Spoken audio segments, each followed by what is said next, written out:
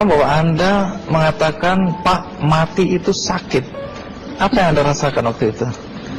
Rasa dada sesak, terus sakitnya tuh seperti ditusuk pedang, terus seperti kulit binatang Dikuliti gitu? dikuliti hidup-hidup. Sakit sekali waktu itu Sakit rasanya? sekali. Terus di dada saya terasa sesak. Setelah itu paman saya mengajar saya mengucap kalimat thayyibah,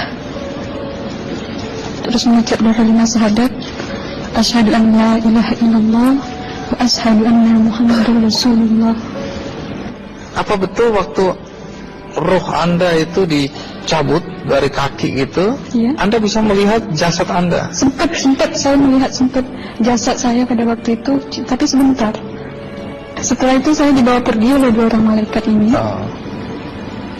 Dan pada waktu itu saya ingin ketemu sama ayah saya. Kebetulan ayah saya sudah meninggal. Dan suatu ayah saya meninggal, dia berusia 55 tahun. Setelah saya ketemu di sana, dia tuh berusia muda. Kok muda? Berusia 17 sampai 20 saya perkira. Anda sempat ngobrol dengan ayah? Sempat. Apa yang Anda sampaikan? Waktu itu ayah nangis. Ayah saya bilang, kenapa kamu kesini nak? Pulanglah, di rumah tidak ada orang. Kasihan lihat ibumu dan adik-adikmu. Tidak ayah, janjiku sama Allah sudah sampai. Dan pada waktu itu ayah saya menangis. Lalu apa yang dia ucapkan? Diam aja dia, terus hilang. Kembali ke malaikat tadi, bentuk yang Anda lihat seperti apa malaikat ini? Dia ini laki-laki, tapi mukanya sama semua. Berapa malaikat? 2. Iya. Fisiknya seperti apa? Seperti berserban, berpakaian ihram, mukanya sama. Wajahnya seperti apa? Wajahnya sulit saya gambarkan. Yang jelas dia ini sama, dua-dua itu sama rupanya. Apakah ada ucapan dari 2 sosok yang Anda anggap malaikat itu? Ada. Apa kata mereka? Waktu itu saya mengalami perjalanan spiritual. Saya disoal oleh malaikat itu dengan sebutan Ma ayyutuka, siapa Tuhanmu? Waktu itu roh saya menjawab, Tuhanku adalah Allah. Siapa pemimpinmu? Pemimpinku adalah Nabi Muhammad Sallallahu Alaihi Wasallam. Mana kiblatmu? Kiblatku adalah Ka'bah. Siapa kedua orang tuamu? Siapa saudara maramu? Terus saya diperjalankan. Setelah itu kedua orang malaikat ini memimpin tangan saya, tangan kiri saya, membawa saya ke satu tempat, menduduki saya di sebuah kursi. Pada waktu itu kursinya tuh empuk, mungkin 8 busanya ya, cantik. Terus di sana saya duduk di sebelah kanan saya ada tiba-tiba berwujud seorang perempuan. Dia mengaku Amal. Kamu siapa? Saya, aku adalah amalmu semasa kamu hidup di atas dunia. Dan selama kamu di sini, saya akan menemanimu sampai yaumul akhir, itu katanya.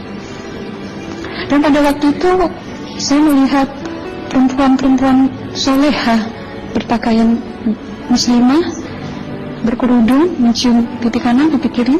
Mungkin salam perkenalan pertama waktu menduduki di situ. Setelah itu saya dihijrahkan lagi, dibawa oleh 2 orang malaikat ini lagi, melihat dosa-dosa besar ya. Di sana saya diperlihatkan ada seorang laki-laki memikul besi di bahunya. Saya perkirakan besi itu mungkin beratnya tuh berton kali ya. Berat sekali ya? Berat sekali. Terus dia berjalan nggak sampai ke tujuannya. Berlumuran darah nanah, baunya na'udzubillah misalnya. Bajunya tuh sobek-sobek. Waktu itu saya disaksikan oleh Amal. Saya tanya kepada Amal, Ruh tanya sama Amal, wahai Amalku, dosa apakah yang manusia ini lakukan sewaktu ia hidup di atas dunia? Amal menjawab pada waktu itu, sewaktu manusia ini di atas dunia, dia ini adalah menyantet orang, menemuh orang. sehingga dia berjalan nggak sampai yaumul akhir katanya. Yang kedua, saya melihat ada seorang laki-laki saling bunuh-membunuh. Sebentar kayak gitu lagi. Suatu manusia ini hidup di atas dunia, dia adalah seorang pembunuh, hingga dia tidak mau bertanggung jawab terhadap orang yang dibunuhnya. Terus yang ketiga, saya melihat ada seorang laki-laki dihujam kemaluannya pakai besi panas, timah panas itu ya, hingga menembus. Waktu itu roh bilang sama amal, wahai amalku, dosa apakah yang manusia ini hidup di atas dunia? Amal waktu itu menjawab, suatu manusia ini hidup di atas dunia, manusia ini adalah seorang perzina. Setelah itu saya melihat ada seorang laki-laki dihujam kemaluannya pakai besi panas, timah panas itu ya, hingga menembus. Waktu itu roh bilang sama amal, wahai amalku, dosa apakah yang manusia ini hidup di atas dunia? Amal waktu itu menjawab, suatu manusia ini hidup di atas dunia, manusia ini adalah seorang perzina. Setelah itu saya melihat ada seorang laki-laki disebati oleh rotan. Rotannya itu menyebati kulitnya tuh hingga lepas daging sama kulitnya. Itu amal menjawab, suatu manusia ini hidup di atas dunia, dia ini tidak pernah sholat Islam, hingga waktu matinya pun dia tidak mengucap 2 kali syahadat. Dan pada waktu itu roh sama amal sempat menghafiz Quran pada waktu itu dengan harapan supaya orang manusia yang Allah siksakan ini bisa terampuni dosanya.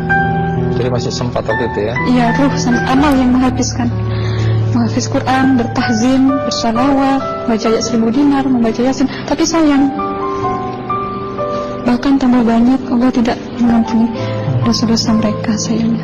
Setelah itu, akhirnya yang terakhir kali berzikir.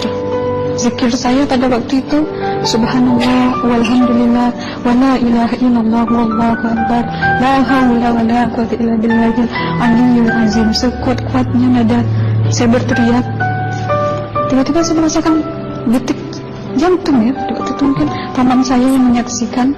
Itu saya koma. Disitulah saudara Anda kembali ke jasad ya? Iya, benar.